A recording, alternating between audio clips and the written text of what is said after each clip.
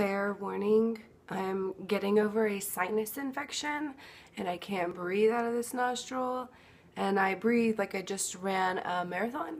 So I'm sorry if you guys have to listen to my heavy, gross breathing. I just wanted to start with that memo so that you guys aren't like, what is she doing? Why is she that excited over books that she just can't breathe? Well, yes, but no, I'm just sick. And I didn't want to wait any longer to film a video, so you get to listen to me in all my gross glory. You're welcome. This video is just going to be my February wrap-up along with my March TBR. And in February, I only read 4 books. 4 books. That is lame. But it is what it is, and I can't take it back. My only excuse is that February has less days. Take that. But I added more books to my March TBR in hopes that I could make up for my epic failure. And yeah, I'm gonna just swing right on into the few books that I read in February. We're gonna start this shindig off with a book I should have read in January because it was on my January TBR shelf, but I didn't. I read it in February because I'm a procrastinator. That book is The Queen of the Tearling by Erica Johansson. Now, I hate that I waited till February to read this because I loved this book. I didn't think I would, honestly. The Goodreads reviews are very back and forth, 1 star, 2 star, and then the random 5 star. And I am one of those 5-star reviews. I loved this book. I thought it was great. Erica Johansson, you did a wonderful job. This is a beautiful book. It's a very touching book. And I love Kelsey. Oh, I love her. She is such a strong woman. And by woman, yes, I mean woman. Even though she's a young girl, she's had to grow up way beyond her years, and she's a fighter. She is awesome. I don't know how to describe this book without giving away a bunch of spoilers, so I'll kind of just stick with the brief synopsis. Kelsey is a princess and off to live in exile with 2 keepers who kind of, they play a back role until the very end, and you realize what they sacrificed to raise her, and you love them so much more. Yeah, but she is kept in hiding to keep her safe and alive because so many people want her dead. It is like she is this moving target, and she perseveres through it all using her knowledge and her strength to overcome a lot of obstacles. See what I did there? I didn't give any spoilers away. Kelsey is raised to be the exact opposite of her mother, Queen Alyssa. She was a very materialistic and selfish queen, and Kelsey learns this the hard way by returning to the Tearling and seeing the chaos that is her future kingdom. Now, she starts making very drastic decisions and draws the attention of the Red Queen, who rules over Mort Mesne, and she's a very evil bitch. So, yes, Kelsey has made some decisions that put her entire kingdom at risk, but with these decisions, Kelsey earns the trust of some of the men on the Queen's Guard, and they later lay their life out to protect her. So, yeah, she does what she does, and she owns up to it, and again, she's amazing. So yes, read the book. Let me know what you think. Leave a comment down below if you have read the book already. And yeah, moving on. Next, I read Because of Low by Abby Kleins. This is the 2nd book in the Seabreeze series, and I gave it 3 out of 5 stars. I liked it. I did. I enjoyed reading it, but I didn't love it. There were a lot of things I would change, and the characters are kind of annoying at times. So I had to deduce a star for their annoying behavior. You stop. This book follows Lo and Marcus through a new relationship, and with all relationships come conflict, and their conflict is pretty sad.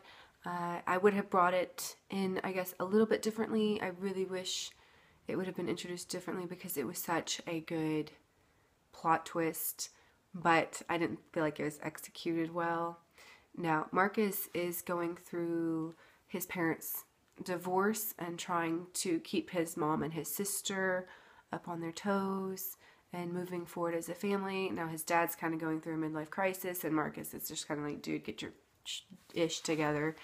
and Lo is there, and Lo has a lot of family problems. I really felt for this girl. She had it rough.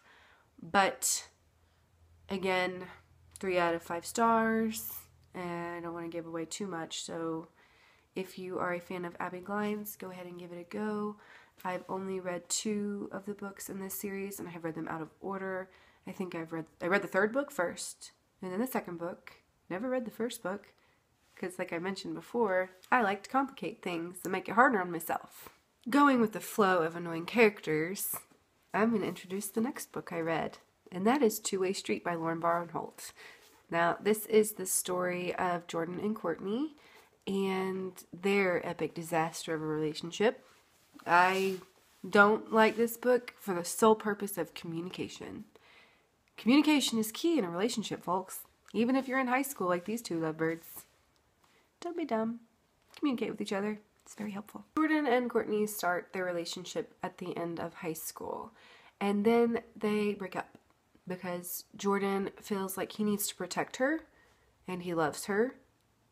So he breaks up with her. Logic. They continue on with a road trip that they had planned while they were still together to start off their college years. And as any road trip with an ex would go, it's disastrous. And as I'm reading this book, I'm very anxious to learn the reason behind Jordan's decisions. And I just didn't feel like it was good enough. I can't stress enough. Communication. Could have made this a shorter book. Or you could have made the plot twist a little bit better to justify ending a relationship. Now, I feel like I'm alone in this because a lot of people give this 4 to 5 stars. I guess it's just me. But you read this book and make your own opinion. Don't just take my word for it. I just didn't mesh well with Courtney and Jordan.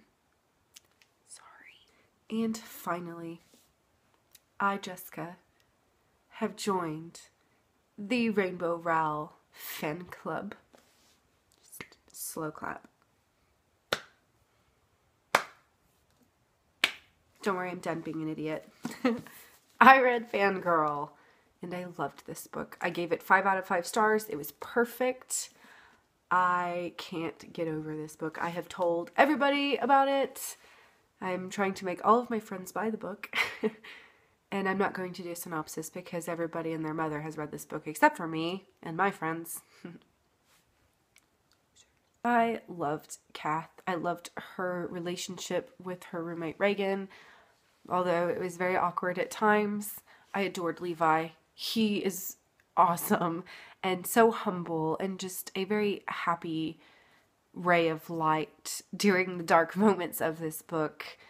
I really feel for this girl. She's awkward to a fault, and she really has to learn to grow and develop as her own person away from her sister Ren.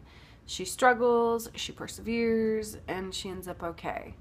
So yes, I am all about some rainbow, y'all. It's great, and I loved this book. So those are the books I read in February. And I'll just go ahead and do my March TBR.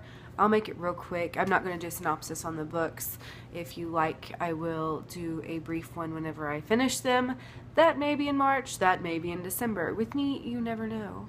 So, yes, I'm going to do this kind of quickly because I've talked a lot. And you guys are probably getting tired of listening to me ramble. Since I am now part of the Rainbow Rowell fan club, I figured I would read Eleanor and Park next. And I have heard that this is one of her bests. And after reading Fangirl, I'm excited. I would also like to read An Abundance of Catherines by John Green. I have only ever read The Fault in Our Stars by him, and I listed him as one of my favorite authors. So in order to hold true to that, I figured I should read the rest of his books. Next, I have This Lullaby by Sarah Dessen. Now, this is my first ever Sarah Dessen book. I'm kind of excited because I've heard a lot of good things along with negative things about her. But I like to make opinions for myself. So I'm going to read this book because it was one of her more highly rated books.